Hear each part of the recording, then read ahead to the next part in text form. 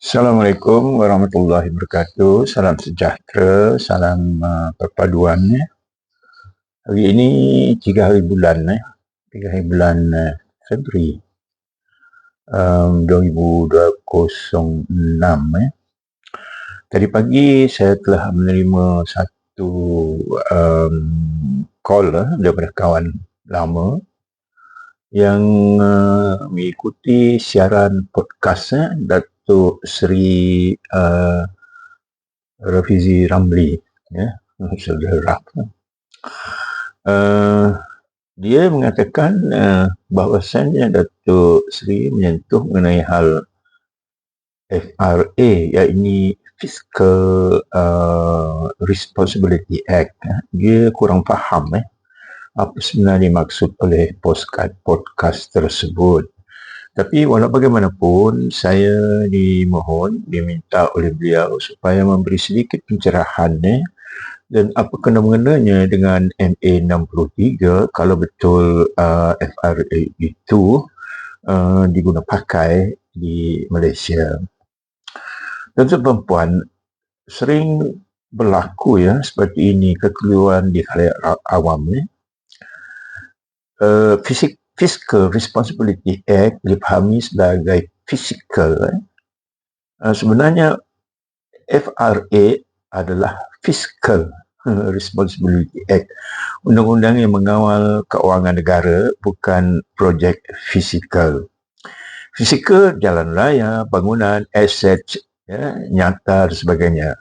Fiskal, wang negara, hutang, defisit, pekerjaan, kawalan kerjaan terhadap hasil negara. Maksudnya, FRA menetapkan cara kerjaan mengurus wang rakyat supaya tidak berlaku pembaziran, hutang berlebihan atau ketidakadilan dalam peruntukan negara. Di negara maju seperti UK, New Zealand dan Eropah, FRA diguna untuk mengawal kerjaan, bertindak sebagai pemeriksa kuasa kerjaan, menetap had defisit dan hutang, memastikan kerjaan tidak membelanja lebih daripada kemampuan negara. Terdapat badan bebas yang mengaudit dan memberi amaran jika kerjaan tidak berdisiplin, seperti UK disebut sebagai OBR, Office for Budget Responsibility, manakala di New Zealand, Treasury Public Finance Act. Tuan-tuan dan puan-puan, kalau kita melihat UK, OBR boleh menolak ramalan bajet kerajaan dan mendedahkan risiko defisit tinggi. Manakala di New Zealand, sebarang penyimpangan fizikal memerlukan justification rasmi dan laporan terbuka kepada Parlimen. Ini kekuatan FRA di negara-negara maju. FRA memastikan hutang negara terkawal supaya generasi muda tidak menanggung beban hutang semasa. Setiap bajet dianalisis dari segi kesan jangka panjang termasuk projek mega dan pinjaman luar negara. FRA memastikan hak wilayah dihormati dan sumber diagihkan secara adil. Contoh seperti Scotland, Wales, Northern Ireland menerima bajet autonomi yang dikawalkan kerangka fizikal pusat daripada UK. Di New Zealand, prinsip pengurusan keuangan tempatan menghalang penyalahan guna kuasa pusat. Ada perbezaan. Jadi di negara maju, FRA, Fiscal Responsibility Act, bukan sekadar undang-undang, ia adalah alat kawalan kerjaan, pelindung generasi dan jaminan hak wilayah. Kita lihat, FRA di Malaysia bertujuan untuk menyusun perbelanjaan kerjaan supaya tidak melebihi kemampuan, melindungi generasi akan datang dari bebanan hutang berlebihan, menjamin hak wilayah termasuk 40% Sabah di bawah MA 63, tuntutan royalti yang lebih tinggi daripada 5% Sarawak dan Sabah dari hasil minyak dan gas. Masalah sekarang yang nyata atas FRA ini, tiada badan bebas untuk memantau perbelanjaan kerajaan. Tiada ceiling defisit hutang berkanun, tidak ada penalti rasmi. Ketulusan pelaksanaan rendah kerajaan boleh melangkaui prinsip FRA tanpa tindakan undang-undang. Jadi implikasinya apa ya? Seperti hak MA 63 dan royalti negeri masih terdedah kepada kelemahan pengurusan perbandaraan. Contoh puan-puan OBR di United Kingdom menilai bajet kerajaan, memberi amaran jika defisit melebihi tahap selamat. Kegagalan mematuhi ramalan fiskal boleh menjejaskan reputasi keuangan negara di pasaran antarabangsa. Ya, misal di Eropah misalnya, ceiling defisit 3%, hutang 60%, mekanisme pembetulan wajib jika langgar. Negara ahli Eropah boleh dikenakan tindakan disiplin keuangan jika gagal memenuhi peraturan. Jadi FRA di negara maju mengawal kuasa kerajaan, melindungi generasi dan hormat wilayah FRA. Hormat kepada wilayah di bawah mereka. Manakala FRA Malaysia masih bersifat kosmetik tanpa mekanisme penguatkuasaan sebenarnya. Kenapa?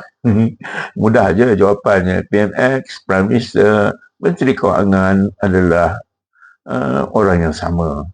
FRA dibentang pada 19 Oktober 2023 oleh waktu itu Datuk Seri Ahmad Mazlan, Timbalan Menteri Kewangan.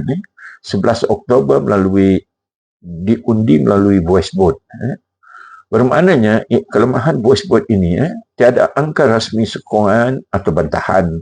Speaker menilai suara majoriti tiada rekod individu. Rakyat tidak dapat menilai tahap sokongan ahli parlimen secara terperinci. Gambaran seseluruhnya ramai ahli parlimen hadir tetapi tidak memberi hujah teknikal mantap menunjukkan sebahagian tidak memahami prinsip FRA sepenuhnya. Walaupun FRA ini telah diluluskan, kerajaan tidak menggunakan sepenuhnya FRA untuk kawalan defisit. Hak MA 63, royalti negeri, masih terdedah kepada kelemahan pelaksanaan. Contoh, 40% di Sabah yang ditentu oleh Sabah. Royalti maksimum sehingga 20% Sarawak dan Sabah. FRA tidak menjamin ketulusan penuh perbelanjaan perbendaraan. Rakyat tetap bergantung kepada keikhlasan kerajaan pusat. Maksudnya kita paksa orang kata melutut pada kerajaan persekutuan.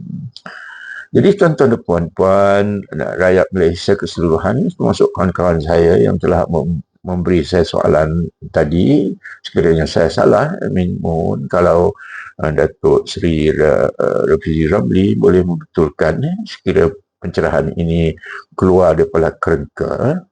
Beban generasi akan datang, maknanya hutang yang masih tinggi akibat FRA tidak dipatuhi membebankan anak cucu kita. RM1 defisit yang tidak dikawal bermakna generasi muda perlu menanggung baraian faedah. Kos faedah meningkat, sebahagian besar wang negara dibayar untuk faedah hutang, bukan untuk pembangunan rakyat. Ini mengurangkan dana untuk pendidikan kesihatan dan pembangunan negeri. Tanpa FRA yang efektif, rakyat tidak tahu bagaimana wang mereka dibelanjakan. Royalti negeri, termasuk Sarawak dan Sabah, tidak dijamin disalurkan secara penuh atau tepat pada masanya. Laporan Kementerian Keuangan menunjukkan defisit negara masih 4 hingga 5%, jauh dari sasaran FRA 3%. Kos servis hutang terus membebankan perbendaraan dan mengekankan peruntukan pembangunan produktif. Kesimpulannya, FRA tidak dipatuhi sepenuhnya menyebabkan hutang kekal tinggi, bayaran faedah meningkat, pembangunan negeri terhad, dan generasi muda menanggung beban fizikal masa depan. Tuan-tuan dan puan-puan, FRA ini Fiscal Responsibility Acta 2023 masih jauh dari piawaian antarabangsa.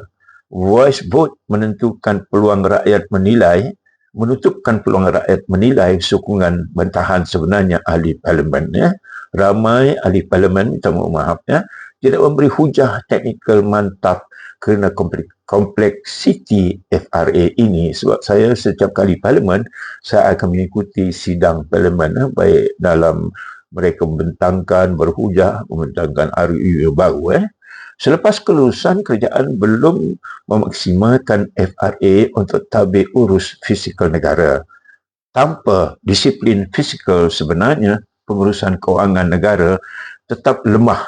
Hak MA63 dan royalti negeri terdedah, hutang terus membebankan generasi akan datang dan rakyat tidak mendapat gambaran jelas sokongan ahli parlimen terhadap RUU yang mengamalkan kewangan negara. Ini satu pengejaran untuk kita, ahli yang berhormat yang duduk di parlimen, jangan sibuk nak menjaga yang antara satu dan lain. Setiap RUU itu perlu buat sedikit kerja berlebihan untuk memastikan setiap RUU itu memberi manfaat kepada rakyat, bukan sekadar angkat, sekadar nak berhujah tanpa memberi fakta yang tepat. Jadi tuan-tuan dan puan-puan, inilah peranan Fiscal Responsibility Act yang perlu dilaksanakan, perlu dimantapkan terutamanya oleh Kementerian Keuangan. Jadi di sini sebab itu ramai yang berkata jawatan Menteri Keuangan itu patut dipisahkan daripada Perdana Menteri dan Menteri Keuangan. Jadi oleh kerana itu, sekarang ini apa yang berlaku, Prime Minister menerima laporan daripada Prime Minister untuk yang kata apa benda yang berlaku di Malaysia. Tetapi siapa yang mengawal siapa, Jadi akhirnya yang bercelaru adalah pentadbiran negara kita itu sendiri. Assalamualaikum warahmatullahi wabarakatuh.